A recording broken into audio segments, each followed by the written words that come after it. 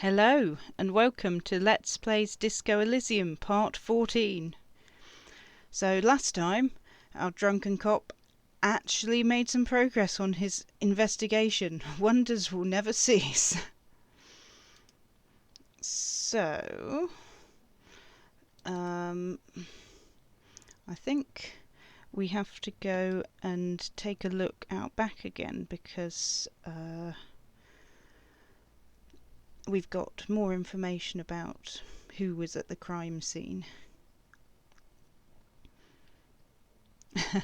Passing the time hasn't been a problem so far. Need to pass the time? Buy a book. Maybe good lockdown advice.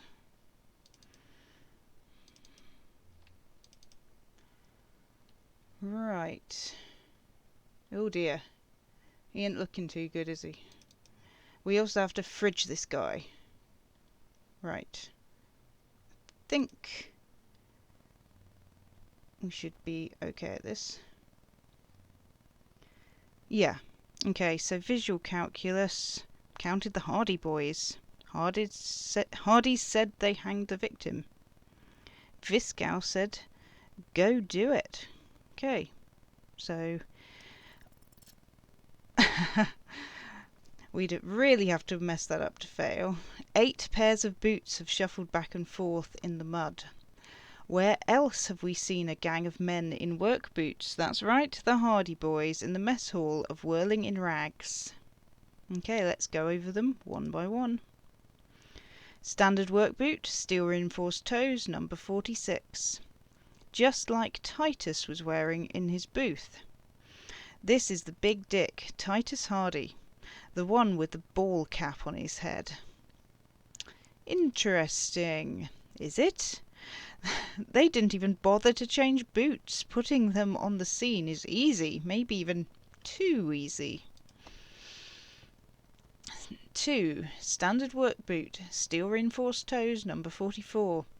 Either the blonde, muscular guy Glenn or the young guy with a plectrum around his neck. Hobnailed work boot, steel reinforced toes, number 43. The inked banger, perhaps? 4. Standard work boot, number 45 or 46. Theo, the old smoker. You think you even see a tiny fleck of cigarette ash inside the print. What else? 5. Another standard work boot, reinforced toes, number 44. Same as before. Either the musician Eugene or the muscle-bound blonde Glenn. 6. Light as air. Same make of boot, but number 41. Small like a rat. Shanky. I should have gotten this earlier. Better late than never, detective.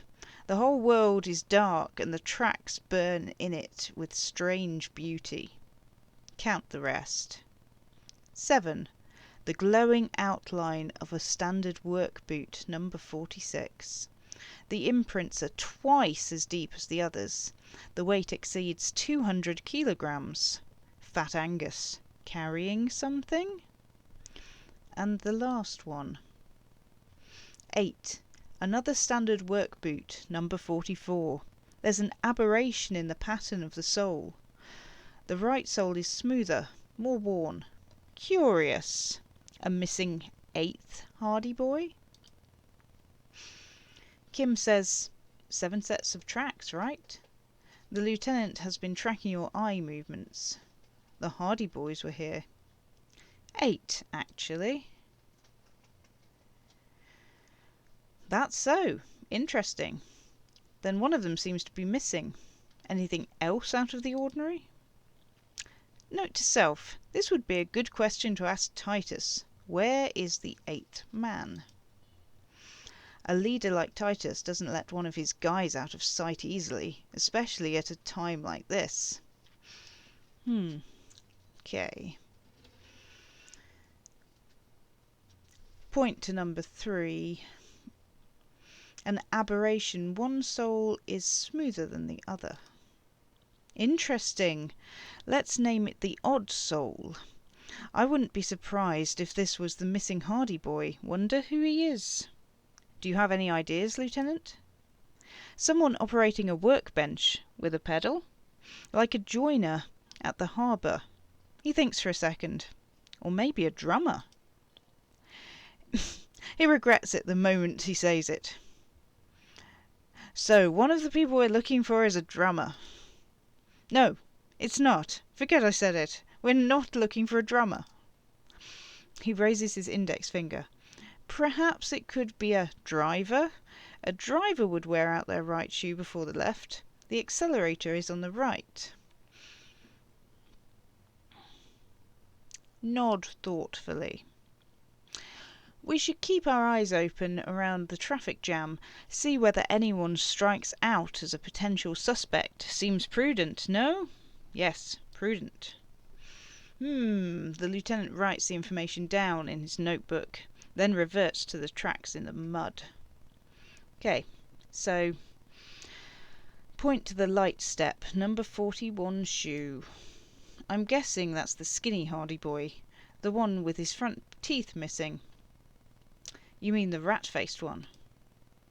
Well, yes. The lieutenant thinks for a moment. He did look a bit like a rat. You're right. Do you think those prints belong to him? Yes.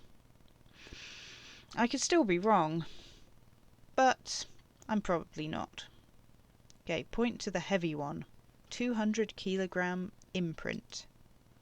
200? Kim thinks for a moment. This could be the combined weight of two people, one carrying the other who's tied up. Let's say a heavily built worker carrying a similarly heavily built armoured man?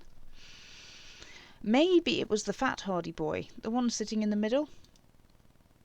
He might be right. 200 kilograms of living weight is unlikely. You're right. The fat guy from the booth was carrying the victim. Probably, yes. The lieutenant marked something down in his notebook. But why? You're thinking, why did they have to carry him? Yes. They could have used a makeshift stretcher or just marched him up here to the gallows. Maybe the carrier wanted to impress his peers, demonstrate his physical might. Could he have been showing off? Maybe he wanted to impress his peers? You mean a display of athletic ability meant to belittle the victim? A local champion carrying the intruder alone? I can see it. Anyway, the others? How old do you think these tracks are?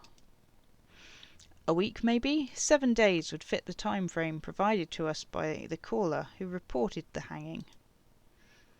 It is not impossible. How do you know? I pulled last week's forecast for coastal Revicol. 7 days below freezing. The day before, the day of the hanging, was the last warm day. Correct again. Sub-zero temperatures would preserve the tracks in a good state. The commotion here could have taken place a week ago. Okay, what do you think happened here? What do I think? A mob of people brought something heavy to the tree. One of them was carrying the victim. They shuffled around, especially under the tree. Then, after hoisting him up, they stood in a semicircle facing his direction. At first glance, this appears to be a lynching. Indeed, they all stood in a row here and looked at the tree. So far, so good, says Kim. Only one thing missing. He looks at the tracks, face lighting up from realization. Of course, there were 8 tracks, but there were only 7 Hardy boys. I know. Or, should we let him have his moment of joy? Let him have his moment of joy. There's 1 pair missing from the union box, the 8th pair. I'm going to say it was our odd soul. So, the odd soul was present at the lynching, but isn't in the mess hall right now. Yes. Kim corrects his glasses. I doubt that Hardys are going to tell us who this person is. For now, it's best if we just keep our eyes open. I'm sure our investigation will eventually lead us to the odd soul. Okay, we've been through it all. I think he said that after we got the body down, we could have a little discussion about the pissing contest.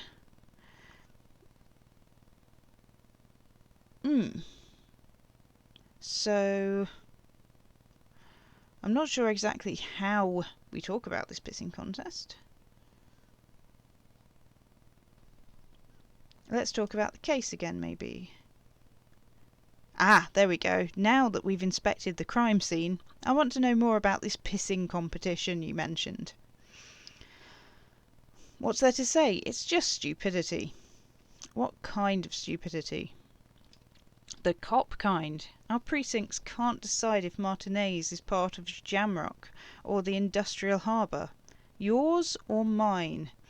As if we somehow own parts of the city. Typical street gang mentality. So we've left the Union, or rather we've let the Union make mockery of law enforcement here. And now it's come to its natural conclusion. Ah, so this is a struggle over who runs Martinez. Well, sort of. It's less a matter of who gets to police Martinez than who has to. It's an orphan district, in other words. I think the dispatch desk just told both our stations about the hanging. There was quite the brouhaha at the 57th, I can tell you that. Time to settle it, they said, cop off. But, he leans in, I assure you, I am not their finest or toughest, with 102 cases solved. What I am is least interested in a pissing competition. So he volunteered to represent the 57th, but not out of competitiveness. On the contrary. Somewhere in your mind hangs a dark green blackboard. There are 2 columns. One says cases solved, the other confirmed kills. Ooh.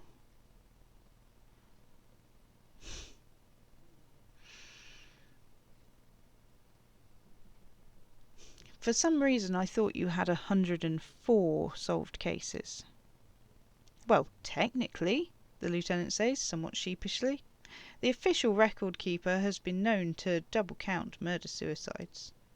A common accounting gimmick used to inflate precinct stats. So you're still a good cop, right? I'm good enough for this case. I'm not here to compete. I came because I had to. My fellow officers, the sergeants in particular, would have made this scene into a circus. I wonder what this says about me, that I was sent by my station. Kim raises his eyebrow, thinking it best to let you make the next move.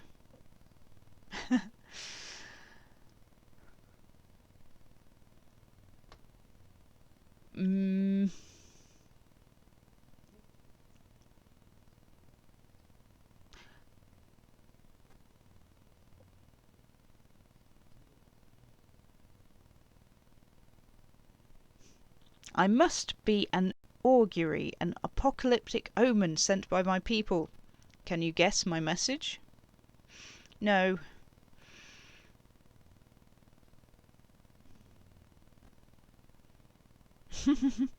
There will be a bloodletting of unimaginable proportions. Unimaginable. Oh no, it's very imaginable.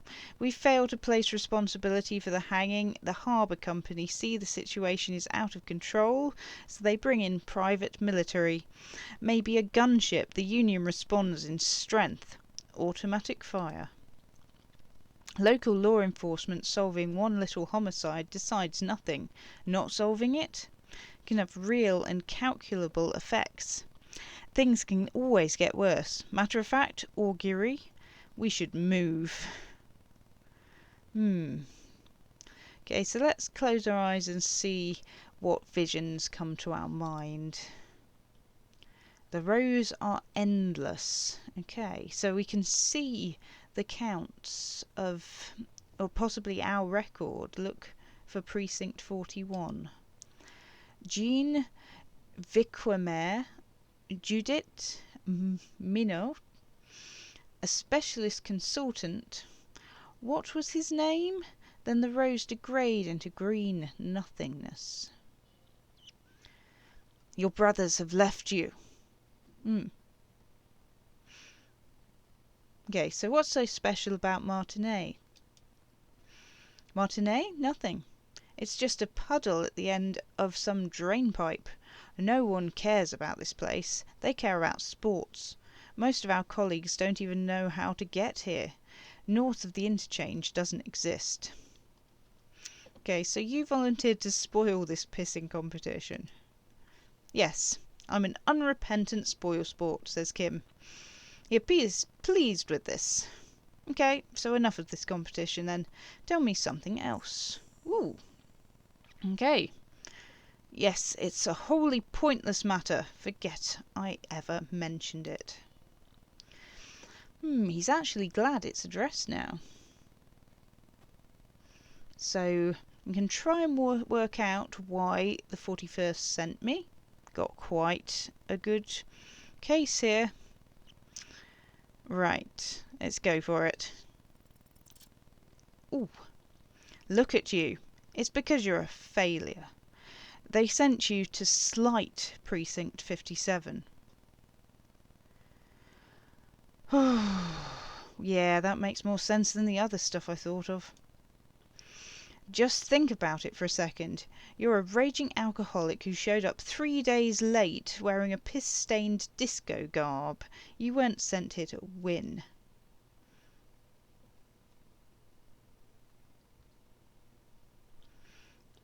Kim, what if my precinct sent me on this case because I'm a fuck-up? Like, as a joke. I've considered it. His voice is somber. But it's not true, right? I don't think I can say one way or another. I do think it's somewhat unlikely, though. Why is that? I checked the records. This jurisdiction dispute, who polices Martinez, reaches back to the 30s. It's as old as my station. And all this time we can't decide who gets Martinez. I think, yes, both stations would prefer a win. Do you really see me as a safe bet? Safe? No. But you're old. You've made it this far. Something has brought you through. We're only just started working together, so I don't know what it is yet. But it's there. So no, I don't think they sent you as a joke.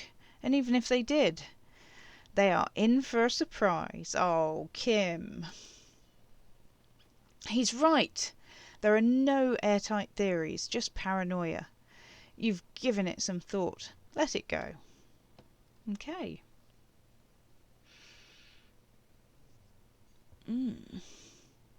Thank you, Kim. Okay. So we have a few tasks outstanding. So I think we got our perception up. So let's see if we can't perceive that this is an obvious secret door. Okay, so we don't have a great check, but it's better than nothing. Nope. Nothing. Not a thing.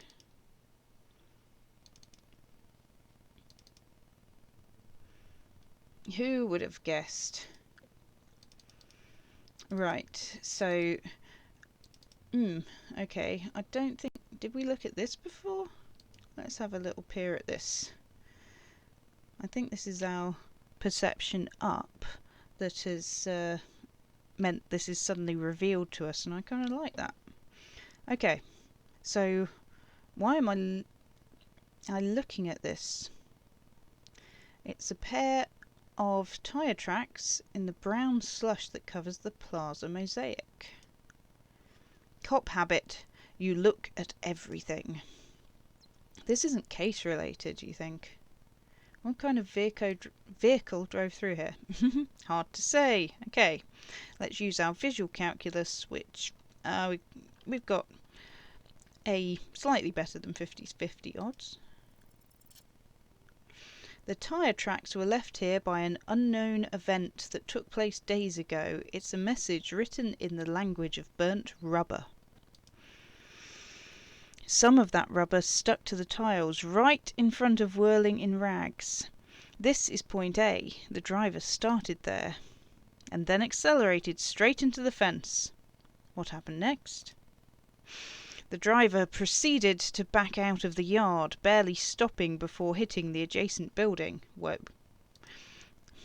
Before heading south. Must have been in a hurry. Okay. Is this connected to the case? I'm not sure, says Kim. There are plenty of traffic accidents waiting to happen in Martinez. With the jam right here on the roundabout, I would keep them separate.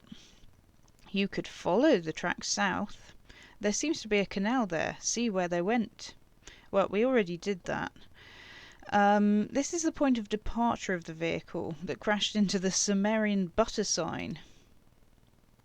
The lieutenant follows the tracks with his gaze. That's plausible. A similar reckless abandon seems to be in evidence. Yay, a car drove through the fence. You are correct. This is a rather motor carriage friendly city. Somehow this makes you feel scared. You don't know why. Maybe because we're a crazy drunk cop and driving through the fence is exactly the kind of thing we would do. Okay, so I think we have to call into the office is one of the things we need to do. Because we wanted to look up the boots that we have now nicked. Okay, pick up the radio. Alice, this is Firewalker. Reconnect me to the 41st. Oh, no, okay. It's probably better to go with the have you heard back from the ICP about the serial number. That's the important thing. Yes, the armour was produced by... She looks at her notes. Fairweather in their factories in Betancourt, sur le Clef, in 42. It was part of a special order for Corps de Pharmacie, a security firm contracted to protect the interest of the Orangis pharmaceutical companies in the Semenine conflict. She browses pages. So it seems the armour went to Semenine. That's where the paper trail ends, though.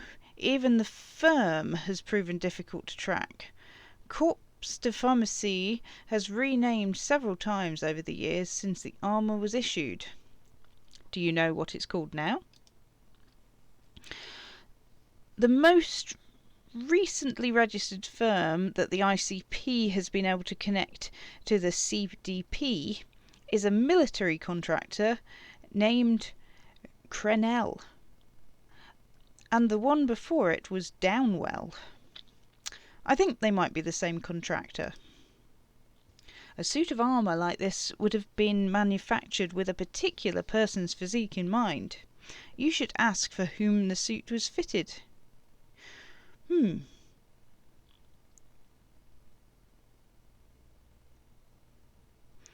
Okay, let's ask about that then.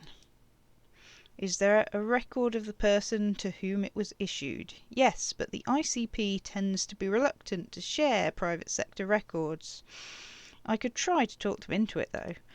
Oh, that would be amazing. This is a fun challenge for her, an opportunity to contribute beyond doing her job by rote. She'll gladly put in the extra effort for Team RCM. Yes. I really appreciate your efforts, or it's imperative we learn. Yes, please do try. It's imperative that we learn whose armour this is. Sure, call back tomorrow. Hopefully I will have more information for you then. Okay. I'm done with this for now. 57th, over and out. Her voice disappears into the void. Okay.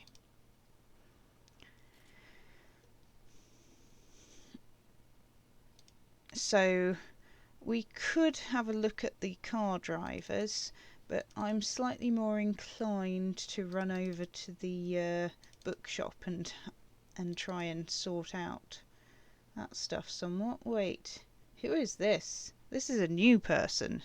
Let's talk to them.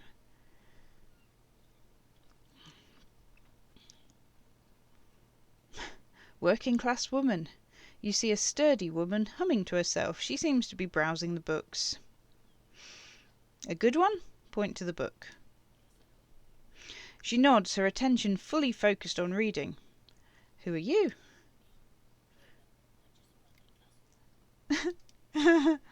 She doesn't really want to be disturbed that much. If she's such a working class woman, why isn't she working? Okay, shouldn't a working class woman be working then?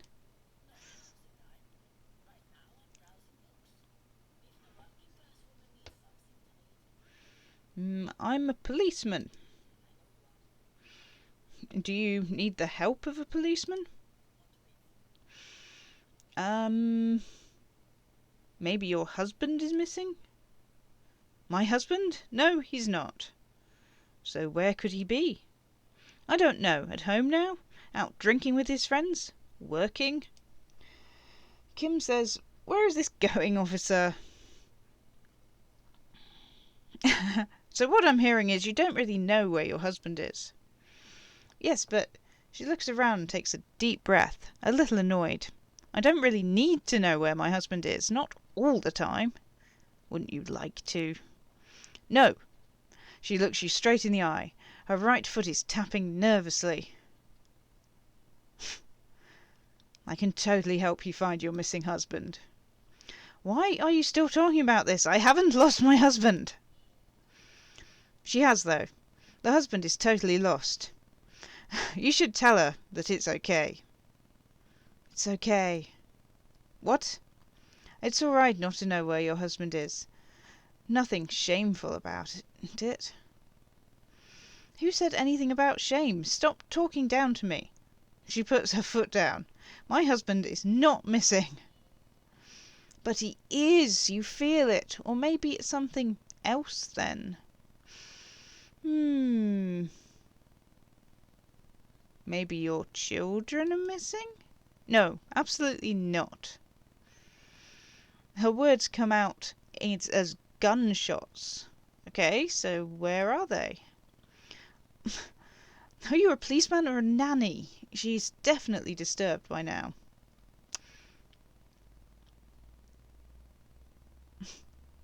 I police whatever I want. Where are they? They're not missing, sir. You know where they are. They're at home, smoking, giving the ladder of vices a chance. What if something horrible has happened? What if they're dead? That's the bad vibe you got before. They're at home, right? Smoking cigarettes. What? That's just... My daughters are perfectly fine. They're with their friends down in Jamrock. There's nothing to worry about. They're almost grown up now anyway. They're past the age they need me protecting them from everything now. I'm afraid the danger is now greater than ever. Tell me, how old are they? My youngest girl, Jolie, is just shy of 16. Jenny is turning 18 next month. But we shouldn't even be talking about them.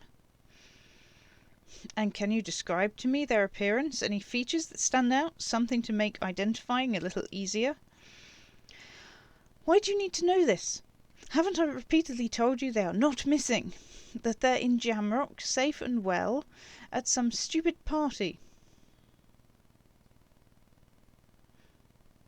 It's for the investigation. I'm trying to be professional. There is no investigation here, I tell you. She picks up a book and tries to concentrate. A flock of seabirds passes by. Okay, it must be asked then. What are you doing here? Why are you pursuing this? Is it a hunch? Maybe your cockatoo is missing? I don't mean to disrespect, sir, but you are being a bit of a cockatoo here. For what it's worth, I agree. But cockatoos can't be stopped when they get like this. It's better to indulge him at this point. Mom? What do you mean I'm being a cockatoo? Nothing. Go read up on them if you're interested. There's a great book in the bookstore. Maybe you should. What if the cockatoo is your astral captain, or your heraldic bird? Actually, that's exactly what I'm going to do. Thanks for the tip. Wonderful. The store is open. Watch her browse the books for a moment. Her hands move over the book covers. The tips of her fingers look rough, stained with yellow. It seems like she has spent a lot of time at work, smoking. Okay, that's all for the moment. I'll let you read. The woman before you nods and returns to her reading. Man, we are good at harassing people. And picking up quests that really ain't quests. Or are they? We have an instinct for this. We were planning to pull the curtains open and investigate the mysterious, dimly lit room full of dusty furniture and trash.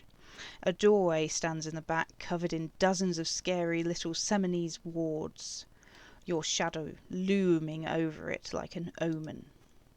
A small, terrified "Oh!" escapes from Plaisance as she tries her best to look away, her round face buried in her hands.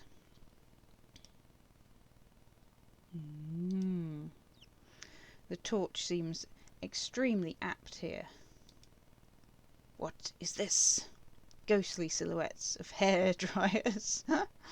Okay, so this looks like it was a hairdresser's once. A vaguely androgynous portrait of a man. Okay.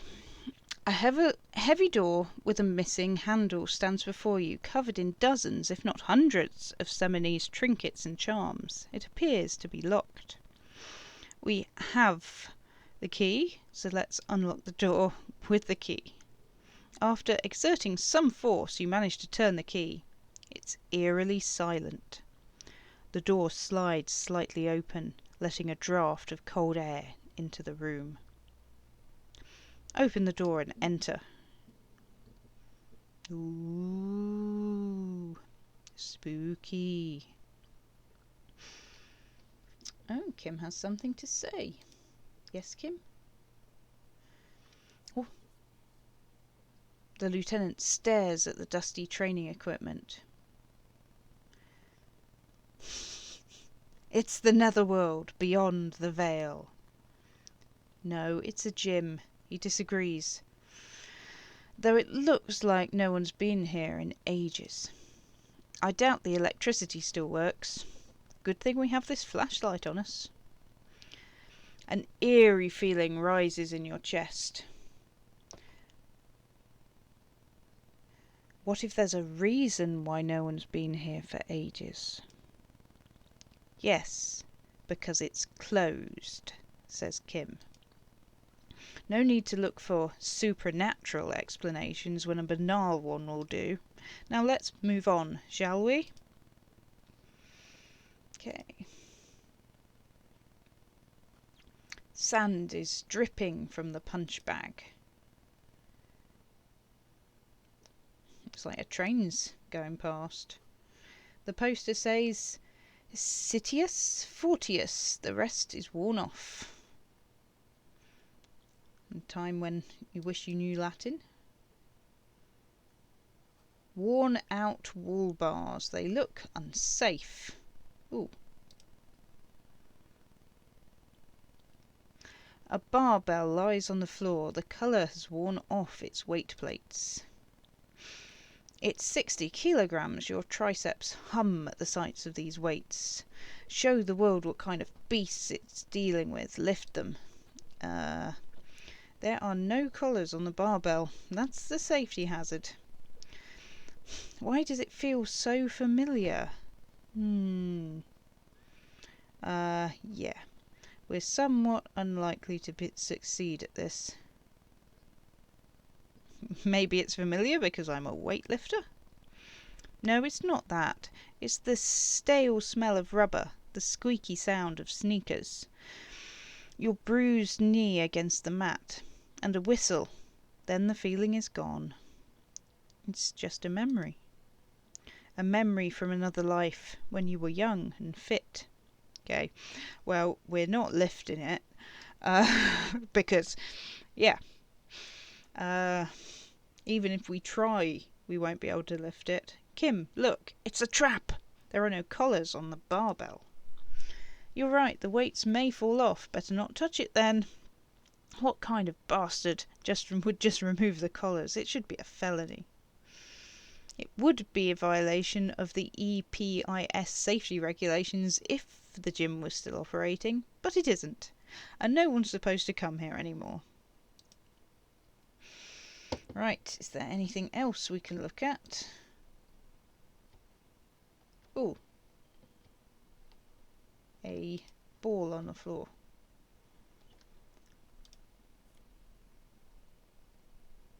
A shot put ball.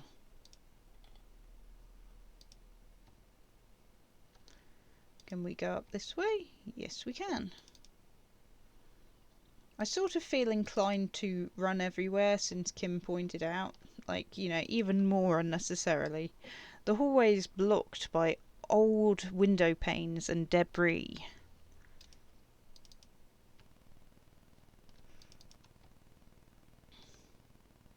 Ooh.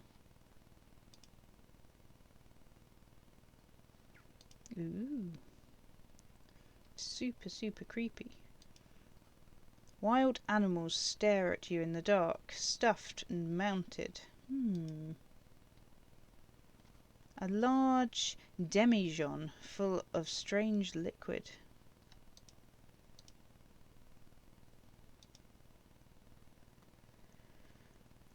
Ooh, look, mannequins. Spooky. Airship rotors covered in spider webs. They remind you of blades. This is clearly the creepiest area, so let's dive straight into it. A naked mannequin torso, a strange yellow colour. Ooh. We got some monies. We're almost halfway to being able to pay for a room for the night. Wouldn't that be something? What is this? What is this? My goodness. Mainframe. This appears to be some kind of machine with a cube-shaped heart and a wired framework. The keyboard has a rectangular on-off button. A piece of paper still hangs from the printer. A radio computer, says the lieutenant, watching you circle around the machine. Just sitting here without anyone in sight. He sounds surprised and a bit cautious. But we're looking for a fridge and we're pressed on time, so... On the other hand, it's not that I'm not interested in abandoned radio computers. Turn on the machine. The machine lights up like some prehistoric animal stirring from its slumber. Ooh! Revealing virusant play and print keys on the keyboard. The hatch on the machine's central compartment is wide open. Look inside the compartment. It's empty like a beehive without its brood. Some cables have been left tangled, disconnected. This is where the memory should go, the lieutenant notes, observing the machine. Let's try pressing play. Nothing happens. Press print. Nothing happens. Okay, so if we get hold of something to potentially shove in there, Then we should shove it in. Blue velvet, soft to the touch, and moth-bitten. Okay, I'm just going to backtrack around here. I think unless we're in dialogue, we don't use any time anyway, so we can poke about as much as we like. Ah, jackpot. We're actually slightly more than halfway to our goal of affording stuff. Steel rotor blades bearing a slipstream logo. Ooh. Production schedule filament memory. We'll have to have a little looky at that. I think we know where that goes. Skis with slipstream printed on the laminated top layer. Conceptualization. Looks like someone tried to reconceptualize their business here. I don't get it. Look, the skis and rotor blades both bear the same slipstream logo. It seems likely that they started out making one, failed to turn a profit, and then pivoted to producing the other. What a strange leap of imagination, and yet they still failed. How sad. Reality is ruthless. Oh. It's proper dark in here. That filament memory looks pretty interesting. I mean, absolutely not what we're looking for, but what is this? What is this? Okay. Filament memory. Okay. Insert the production schedule. Like a smooth draw, the filament slides into place. On the keyboard, the play key starts blinking. Okay. Press play again. A bar of fabric right above the keyboard starts producing a soft hum. The sound of static seeps through the machine's planar magnetic drive. Have you stirred the ghost of the doomed commercial area from its rest? Could this be its dismembered heart beginning to flutter? The static gets louder, slowly filling up the abandoned hall, until a voice speaks out, crackling and old, cutting into the air. Good morning, Fortress Accident on Rue de Saint-Ghislain. This is East Insigillin Repeater Station 1. Please repeat. This is the production's... Oh, is this the production schedule?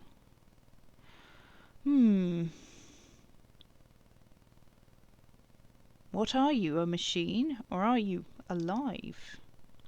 Yes, I am alive. I am 74 years old and my name is Yvonne. Now please repeat. Is this the production schedule? The lieutenant whispers into your ear. She repeats passwords. Programming people are all paranoid.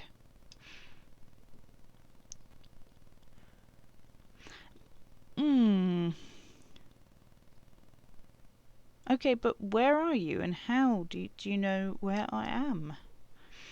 I work as a repeater at the East Insigillin Repeater Station. Struggling with words. It's my job to know where you are, Fortress Accident. As for me, well, some static, then. I am sitting in my cubicle surrounded by a wall of radios. Doesn't it get lonely sitting in there all by herself? Let's ask. Lonely? For the first time you hear her chuckle through the rustle of static. Why would it get lonely? I get to talk to people all day. That's why she does this. Now please tell me the reason for your call, Fortress Accident. What's the production schedule? The filament you have inserted into the reader. You mean that glowing thing I put inside? Yes. Is that the production schedule? Yes. Good. Please repeat the password. Password, of course. It would have a password. That's why there's a human administrator involved. You should ask her for a hint. A password? I'm really bad at passwords. Can you give me a hint? No. A hint system is not part of the protocol for repeater stations.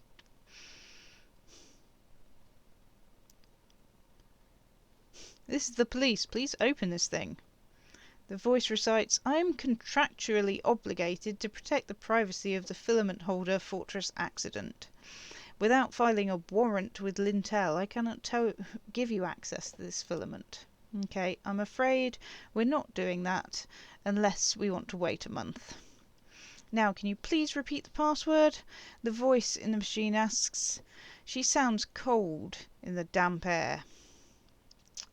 I don't know the password. Received. I will register this login attempt.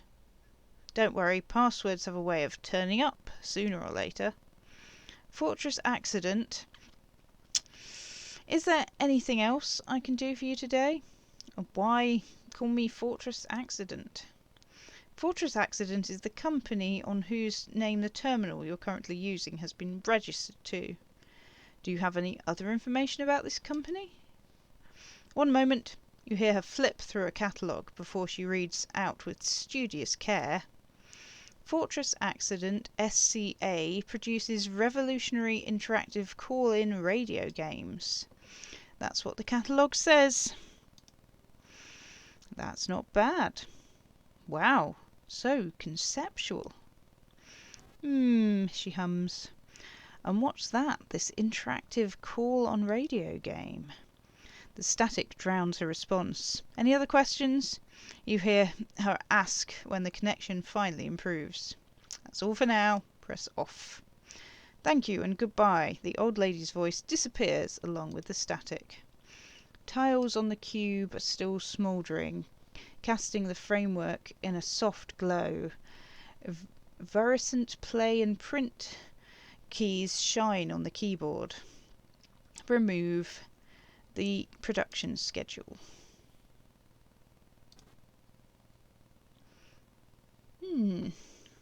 Well, we know we're looking for a password, potentially. Password? Scribbled across a notebook, developers of the most advanced RPG in the universe.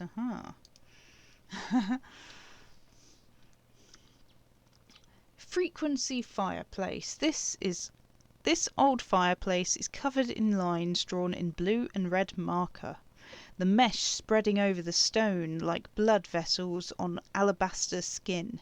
It looks ghostly and strangely ancient. A diagram for summoning some time-forgotten being? The symbols seem very esoteric.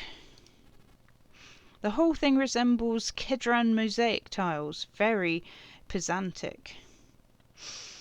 Hold on. How do I know what Kedran mosaic tiles are supposed to look like? History Day, students with their textbooks open, studying the roots of our civilization. Those aquarelle blue tiles looked beautiful in the sun. What am I looking at?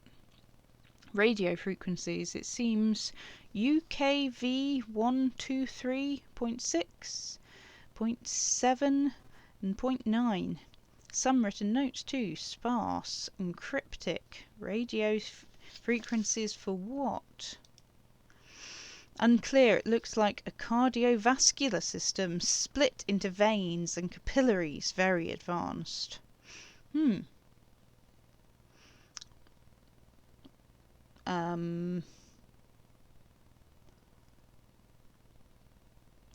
Maybe this is an elaborate piece of art?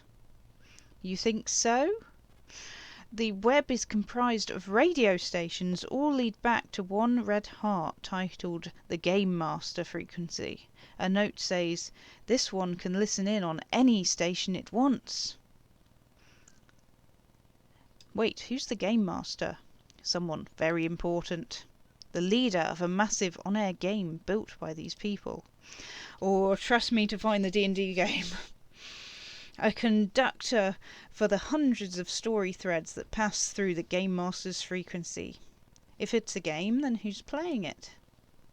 Whoever decides to call into a call-in station, it looks like. All of this gone, left unrealised. There's no way a little basement studio working here could pull anything like this off. My God! The lieutenant leans closer, his finger tracking the maddening rhizome. It's as if the less money they had, the more ambitious their project became. Why'd you say that? The schedule. He nods at the calendar on the chalkboard, wiping his marker-stained fingers clean. I know doom when I see it. The company was running out of funding. What else? Squint at the lines. Nothing.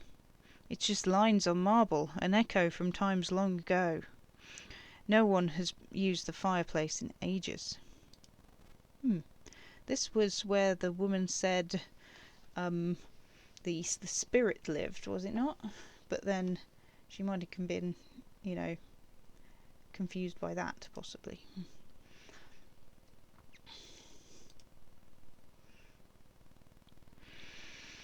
Project Dreadboard. Your flashlight slides over an old green chalkboard covered in scribbles, sketches and schemes like some ancient cave mural. Some of the writing has faded with age, but you can still make out sections here and there, photos and drawings that have been pinned to the board. Okay, let's inspect the notes.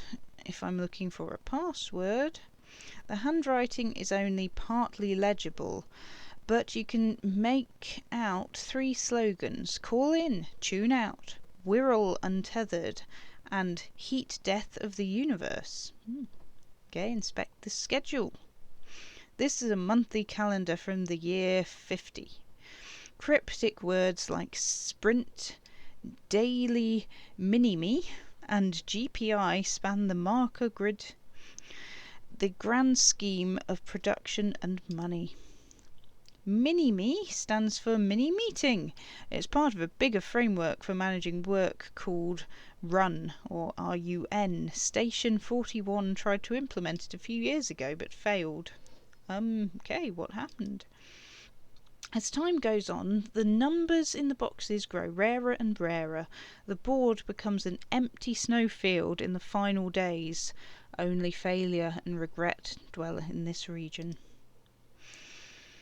The lieutenant looks at the frigid ice field of nothingness and concludes, looks like they didn't make it. A note in the bottom left corner of the chalkboard says, see the production schedule filament for details. Okay. We would love to. Okay, inspect the photos. The photo collage depicts barren, icy landscapes wrapped in perpetual night. You see permafrost and glacial landforms, dead trees groaning under the snow. Entire oceans have been frozen from shore to shore. There are pictures of settlements on dried up riverbeds abandoned in a storm. Animal corpses in the dark, carcasses and bones. You see primitive oil rigs built into glaciers by boreal dwerag, yurts under the snow, great mammoth-like beasts of burden. Albeit dark and cold, this vision also feels cosy in its own way, like eggnog or morphine, a much-needed respite from our own world. A pinned postcard reads, the heat death scenario, a desperate fight for geothermal energy engulfs the world as Wirral become untethered from its sun, drifting through the universe.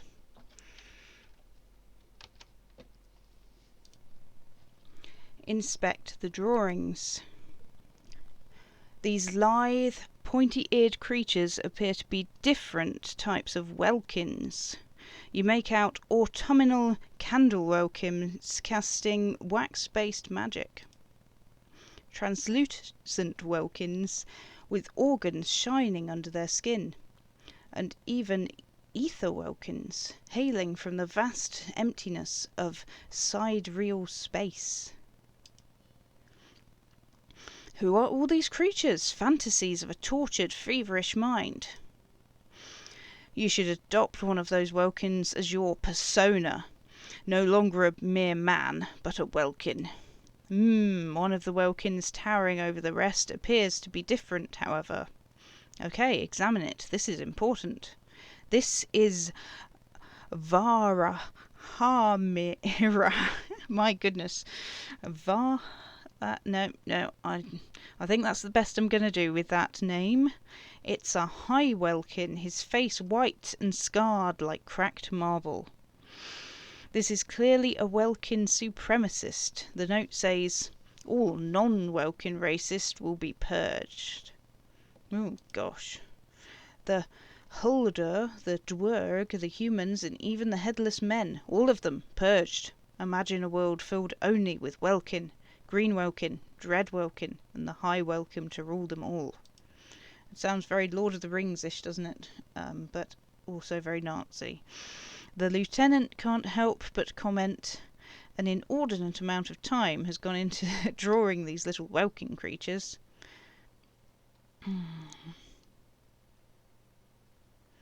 Okay. Who are these creatures? Who drew them? Are they real? I have so many questions. This looks like concept art for a project. And it's not really real.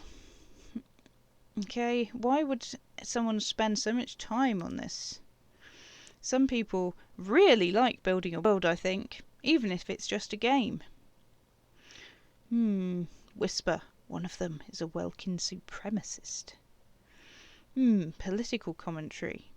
This one has a great beard too. The lieutenant nods at the Welkin's facial hair. Well, this has been educational. Let's move on from all the Welkins. Just look at those details. So much effort.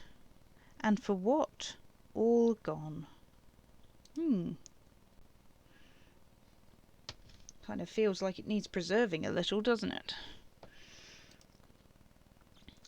Kim wants to talk to us.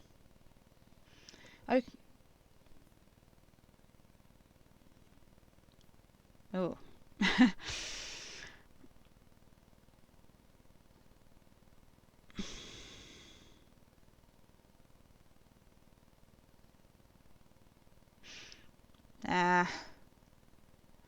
Someone tried to exorcise the curse using technology? No, that's not it. I think the lieutenant takes a step back, steepling his hands. It looks like one of those popular pen and paper role-playing games, only these people were trying to automate it, make it work on radio computers. Utter madness, he thinks, as a compliment. This was a role-playing game? Indeed, those Welkins are a dead giveaway. He points to the chalkboard. Role-playing people love that stuff. Do they? The world looks like a modified version of the Wirral board game, with a heat death thrown in. Super cool! Someone should give them millions of real immediately. This game is too good to be left unfinished. What were they planning to do with all of that? Through call-in stations. He nods at the fireplace. None of these players have to be physically present. Anyone in the world can participate in the game, as long as they have a two-way radio. Then there's the Game Master frequency that listens in on small call-in stations. I think that was supposed to coordinate the stories, functioning as a master of ceremonies of sorts. Has anyone ever done this before? Not to my knowledge.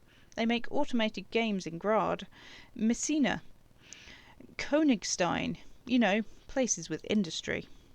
Not in Revachol. Among the ruins. But I don't think anyone has attempted to create an intersolary game before. We just don't have the technology.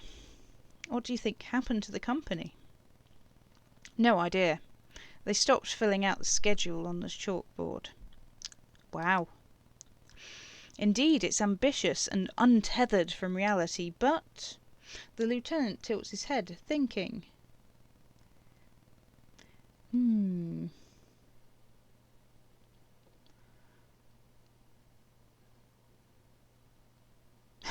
The world is cold and lonely.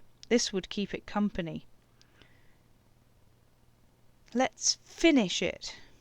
A half smile breaks out on Kim's face. It's too late for that, I'm afraid, he says, looking around the derelict room. Pipes howl and a rat crosses the floor. Okay, he concludes, let's keep moving. Ah, shame. Okay, so we found the roleplay game. That seems like a victory for now. Thank you for watching. If you enjoyed this, perchance share, subscribe, all that jazz. And see you next time. Farewell.